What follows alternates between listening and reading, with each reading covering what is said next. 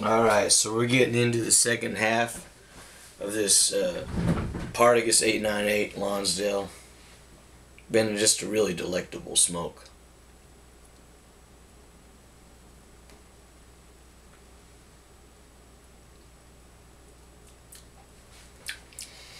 Sweet, citrusy. Getting a little bit cottony.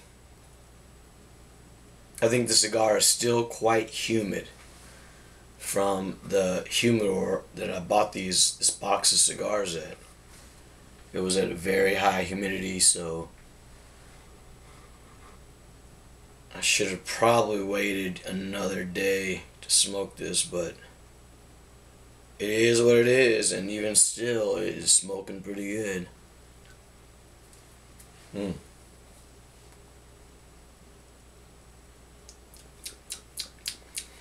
Delicious sweet cotton flavors.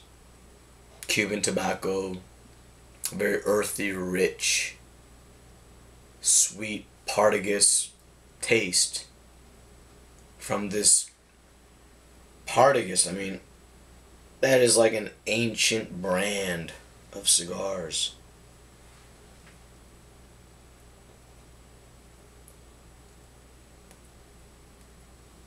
Partagas was one of the first brands of Cuban tobacco that was branded and sold. It was hundreds of years ago. I mean, amazing history of Partagas.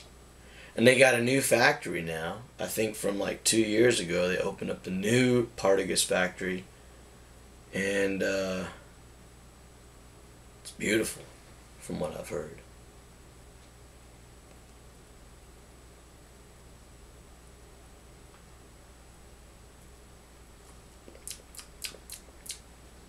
Delicious, delicious taste. Cottony, creamy, sweet. Mm-mm-mm.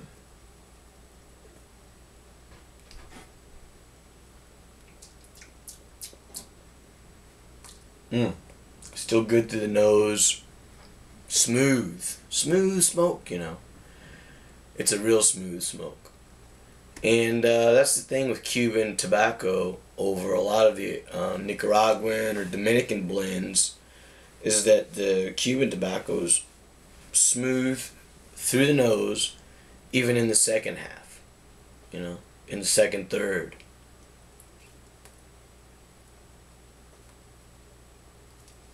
The tobacco is always much smoother, and the roll feels more natural than you know, American Altius or whatever the company name is. I can't remember right now. The American company, American Tobacco or whatever. Their cigars are just, you know, they're not as good for me anymore. I mean, I grew up smoking those cigars. And then I came to this country, and it's legal for me to buy and smoke cigars.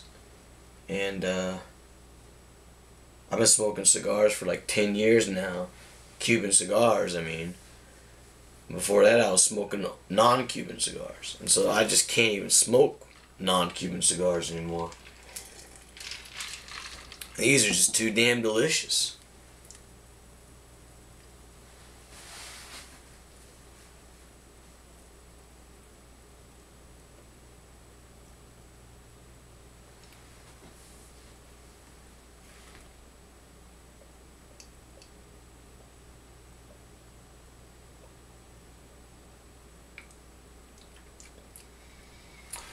Sweet cream through the nose.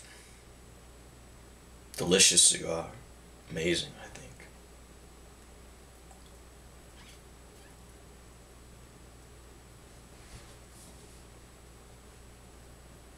I just want to talk real briefly, I guess, before we close about why am I doing this? Why the fuck am I making these videos and putting my cigar knowledge out there on the internet for other people to see? I don't get any benefit, really. I mean, I just enjoy talking cigars with people that know what the hell I'm talking about, because, you know, I can't, there's nobody around me that they're gonna understand what the fuck I'm talking about, you know.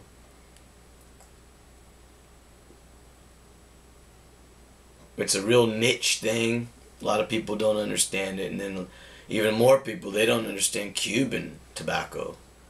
So it's kind of it's difficult to enjoy with other people. So I'm trying to make a community, and I'm trying to increase people's awareness of this beauty and this amazing, delicious flavor of something that's very, very special, I think, on this earth. Cuban tobacco from the Vuelta Bajo region. I mean, the tobacco is amazing. It's so delicious. So for anyone who loves tobacco, you should try it at least once. That's all I'm saying.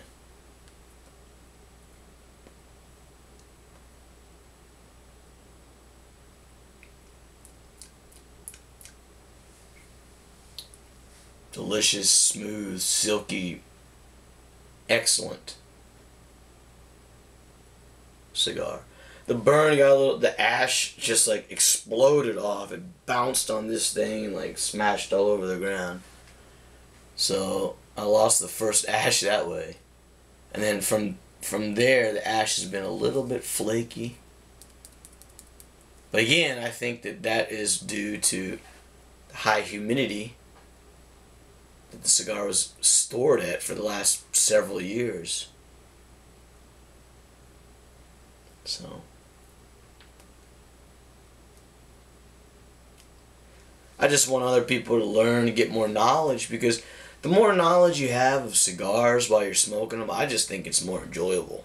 I mean, that's just my style. Like, I don't know what other people, how they enjoy the cigars. Like, I look cool, look at me, I'm stylish, or this is some new fad, or just tastes like tobacco. I can't really understand like why the hell people are smoking cigars if they're not really enjoying the shit out of them, you know? I mean, it just doesn't make any sense. So I think that those people that do smoke cigars like that and they listen to this, what I'm trying to say, that they're going to get a deeper appreciation. They're going to get a deeper enjoyment from smoking these things. They're smoking more slow, and they're going to treat this more, more specially. Because it's a very special event to be able to smoke a Cuban cigar.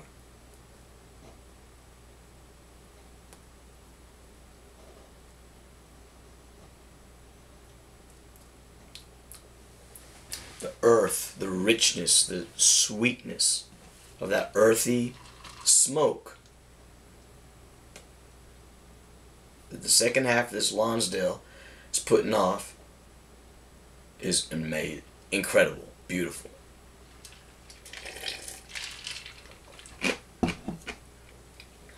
I just hope other people can benefit, from the information I put out there, because that's all I get out of it. I don't get any money. I'm not trying to do this YouTube video for this channel for money. I don't have any commercials on any of my on anything, that all my productions. I have hundreds of videos that I've uploaded on my channel. Hundreds. All about cigars, about farming, lessons, how to make teas, how to make healthy things. Like, I talk about society, taxes, the systems, so people can learn and they can understand what's going on, and they can enjoy life more by having a deeper understanding of what's going on, the details.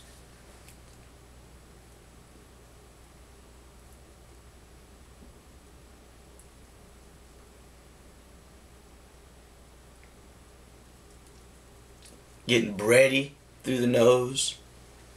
I just passed it through the nose, and it reminded me of some sweet bread that was being baked. Delicious.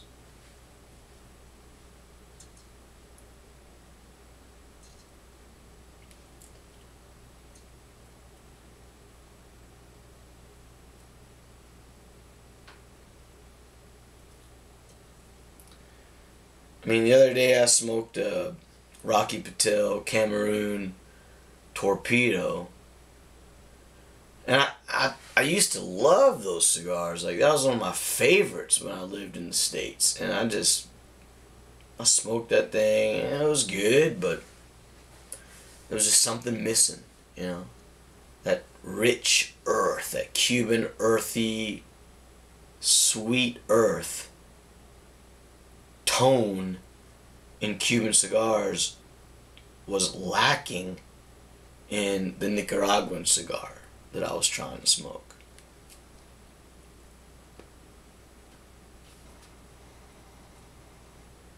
But the only other type of cigar, like American made cigar, that I would really love are USA made, USA seed, USA grown Connecticut shade wrapper cigars with Dominican filler and binder. Or a blend, like you could make, there could be like a Brazilian, a Honduran leaf in there. I mean, you could make a really nice blend, but have the wrapper U.S. Connecticut shade grown, and the earthy richness in those types of cigars could compare to this, I believe.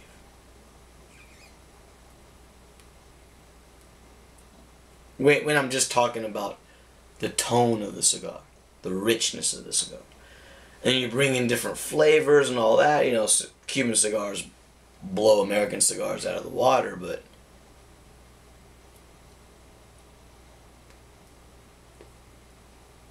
a lot of the Connecticut shade now is grown in Ecuador.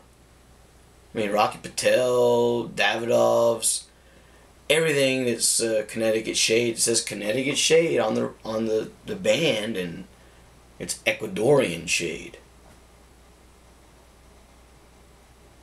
And it's a totally different taste. The wrapper, the Connecticut seed Ecuadorian grown wrapper is totally different from the Connecticut seed, Connecticut grown wrapper.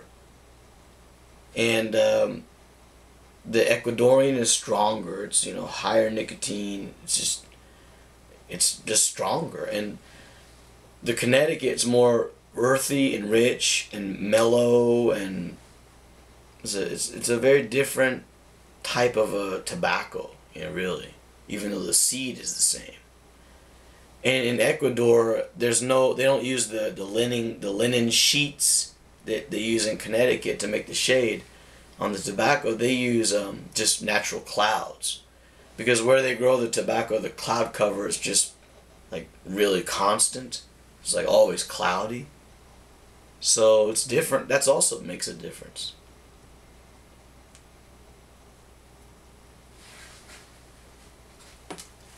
There's so many differences. The soil is different. There's volcanoes in Ecuador. There's no volcanoes in Connecticut. So the soil, the pH, all that shit, it's all going to be different, you know. But the Ecuadorian is much cheaper because the labor is cheaper over there. And the, you know, you got all that land, and you can grow year round because it's tropical. Whereas in Connecticut, you can probably, there's only a summer harvest and that's it. So you can only grow, you know, once a year, every other year. And labor, it's just, the real Connecticut, the U.S. grown Connecticut wrappers, I think those are also going to get rare as time goes on. So I would get some, you know. I can't remember, but I think like, see, I got a lot of the old Connecticut, the real ones. They're like from 10 years ago. Cusanos and the old Rocky Patel 1999 vintage. They used the real Connecticut shade back in the day. But now, you know, it's getting more difficult to find.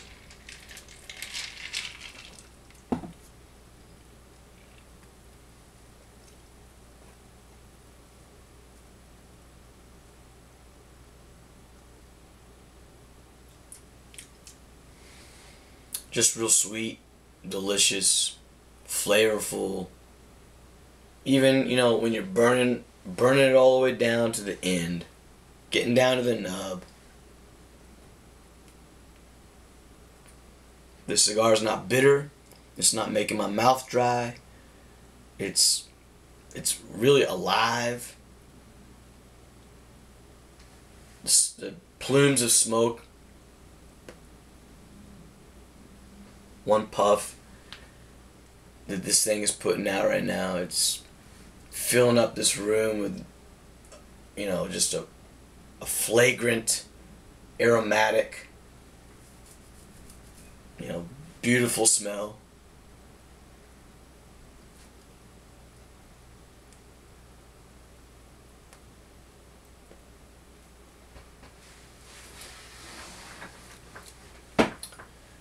Pretty good, pretty good. I would recommend if you could find yourself a box of these 898s Partagas. I would buy, you know, at least buy some singles, age them in your humidor. But I think that these would be very well stored at 65% humidity, long term. This one's 3 years old, so I would give it another 5 years. So keep it for 8 years total, and then start smoking them.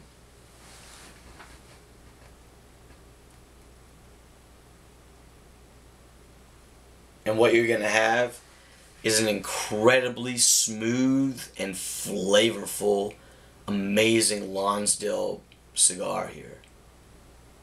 8 years, my friends, 8 years. That's what I would say.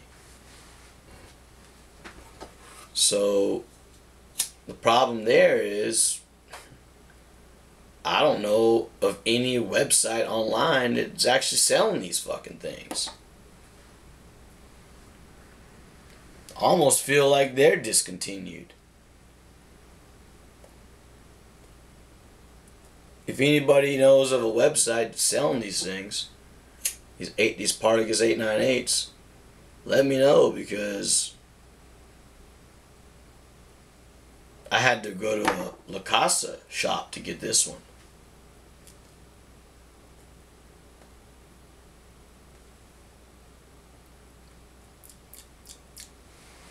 But it really is an amazing smoke. Delicious. Smoking all the way down to the nub, this one. Never went out. Not once.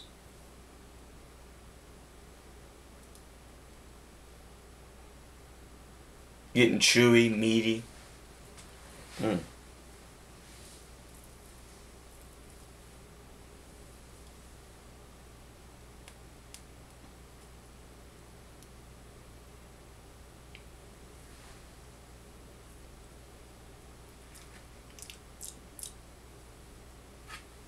Just the smell of the smoke in my face is just so aromatic and sweet and delicious.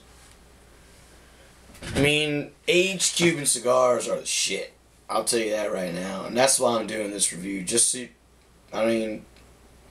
Don't go crazy and buy all the boxes. Just buy a box or two and just sit on it and fucking enjoy it. You know, I mean, people that are going to go crazy and start spending thousands of dollars on boxes, you know, if everybody did that, then the quality would go to shit in Cuba.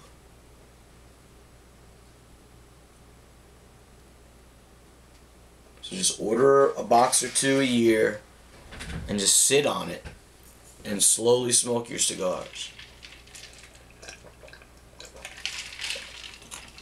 Ain't no reason to be smoking a cigar every damn day, you know, especially something as amazing as this.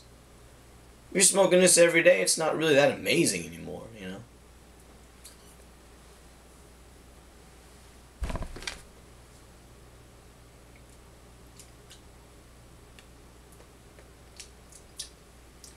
Getting that creamy, Play-Doh-y LGC taste.